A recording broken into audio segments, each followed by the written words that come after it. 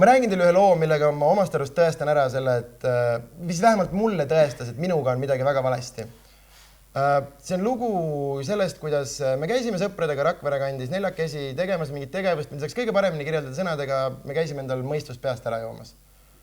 Ma eeldan, et te olete kõik seda teinud, kindlasti olete, te saate eesti keelest aru. Ma tean, et tüdrukud ütlevad selle kohta, et me lähme Mariaga pilte tegema, aga nagu...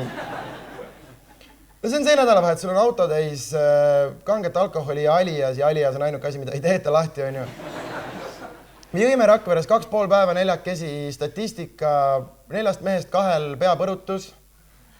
Ühel lisaks peapõrutusele mingi tõsisem kaelatrauma, 8 intsidenti kategoorias tupa oksendamine.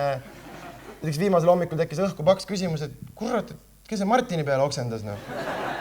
Ja kuna keegi ei teadnud, siis Martin sai kangema kokteili ja päev läks edasi. Nagu see... Ma mäletan see noormees, kelle juures me olime nagu peremees nii-öelda. Mingi hetk oli siuke episood, ta võitis pitsi viina, ta viskas selle hinge alla, ta lõi jala läbi see tooli, mille peal ta oli just istunud. Vaatas mulle otsa ja ütles, kuule, lõhume kõik mööbli ära.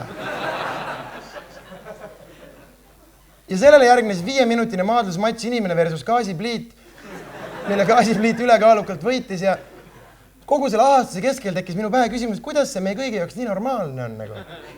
Et kuidas ma saan rääkida siukest lugu nagu mingit naljalugu. Ma olen seda rääkinud igal pool üle Eesti enamasti, mitte keegi ei ole tulnud ütlema, et Sander, et täitsa vittus. Enamasti ütleb keegi tagant reast nagu, amatöörid nagu. Nagu, kas te saate aru, üks mu parimaid sõpru kukkusid tal pea vastu ahju lõhki ja jäi maha vedelema. Kõigile võis tunduda, et ma läksin tal appi. Ei, juhuslikult sai sama hetkel viin otsa, ma läksin uue järgi. Ja kuna tema jäi vedelema, siis ma tegin nüüd 3 kokteili, siis surnutele ei valata. No.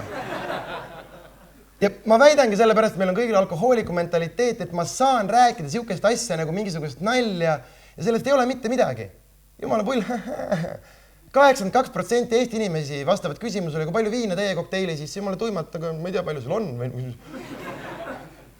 Ja kust mina sain aru, et meil on asjad jumala valesti, ongi see, kui ma tulin sealt koju, ma sain kaineks mingi 3 nädalat hiljem ja ma rääkisin ühele sõbrale seda lugu ja ma rääkisin seda nagu selles mõttes, et ma tahtsin jõuda nagu järeldasin, et ma vist ei joo enam kunagi.